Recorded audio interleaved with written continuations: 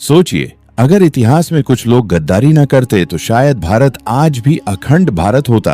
आज हम आपको बताएंगे भारत के इतिहास के वो नाम जिन्होंने अपने स्वार्थ के लिए देश को बेच दिया। ये कहानी है गद्दारों की। इसमें पहले नाम है मीर जाफर की। साल 1757 प्लासी की लड़ाई। भारत में अंग्रेजों के खिलाफ पहला युद्ध। एक तरफ बंगाल के नवाब सिराजुद्दौला और दूसरी तरफ अंग्रेज के चालक सेना मीर जाफर, जो नवाब का सबसे भरोसेमंद सेनापति था, जो पहले ही अंग्रेजों के साथ मिला हुआ था। युद्ध के दौरान मीर जाफर ने अपनी सेना पीछे ले ली और बस यही से शुरू हुआ।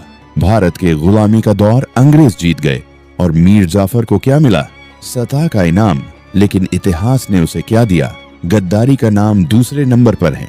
टीपू सुल्तान के बड़े धोखे की साल 1799 में अंग्रेजों और टीपू सुल्तान के बीच चौथी और आखिरी युद्ध की युद्ध में सुल्तान बहादुरी से लड़ रहे थे, लेकिन उनके ही दरबार में छुपा एक गद्दार मीर सादिक, जिसने युद्ध के बीच टीपू सुल्तान के सैनिकों के बीच अफवाह फैलाई कि सुल्तान ने सैलरी लेने के लिए उन्हें बुलाया है।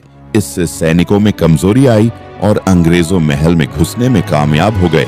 इतिहासकार मीर हुसैन अली ने अपनी किताब थे हिस्ट्री ऑफ टीपू सुल्तान में लिखा है, जैसे ही मीर सादिक ने सफेद रुमाल हिलाकर सिग्नल दिया, जैसे ही अंग्रेजों को सिग्नल मिला, वैसे ही अंग्रेजों ने हमला बोल दिया।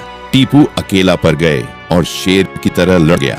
अब आते हैं तीसरे गद्दार पर, जो इतिहास में गद्दारी के लिए बदनाम और प्रसिद्ध भी हैं। ये बात है 1192 में तराइन के दूसरी युद्ध में जयचंद ने गौरी से हाथ मिल लिया और युद्ध में पृथ्वीराज कमजोर पड़ गए, जिससे वही युद्ध हार गए और अंत में पृथ्वीराज को गौरी ने बंदी बना लिया और धर्म नहीं बदलने पर आंख फोड़ दी।